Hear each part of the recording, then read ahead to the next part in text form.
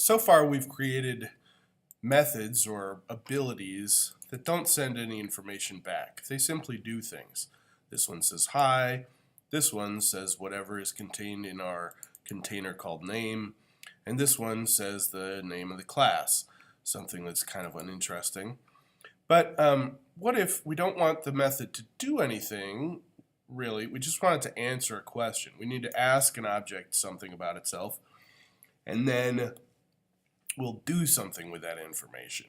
So we can, instead of having a void return type, we can say, no, this method, if somebody else uses it, will send back information of type string, could be int, could be boolean, could be a two-dimensional array of things, could be any type of information.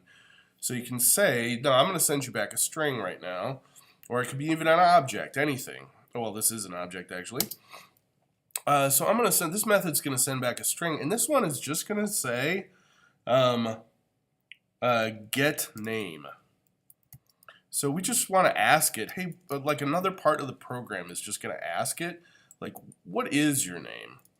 And getName is angry at me now because I have not finished this. The compiler is saying you must have a return statement that matches this type. So you're going to send back some string if you claim your method's going to send back a string. So, well, let's do that. Let's just return the string called name. Like whatever is in the container called name, we'll send back that string. Great. So how do we make use of this? Well, instead of just having object to say its name, you can say we'll create a string container to catch the information O to name equals object to dot get name. And so this takes whatever string this sends back and stores it in this container. And then we can say system over here dot out dot println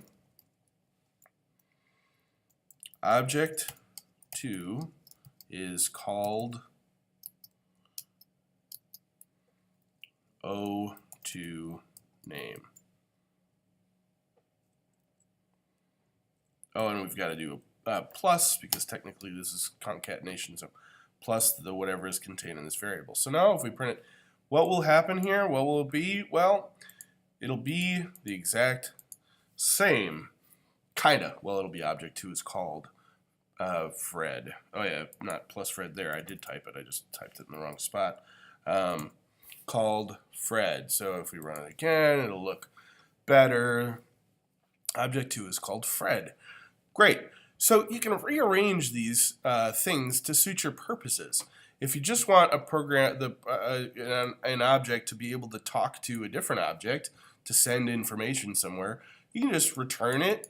Or if you want it to be something that's like outward facing, or something that it just does instead of answer a question, you don't have to have a return type for these functions. They can either send back some information or send back no information. And it's entirely up to you depending on what your purpose is. So that's plenty for this video.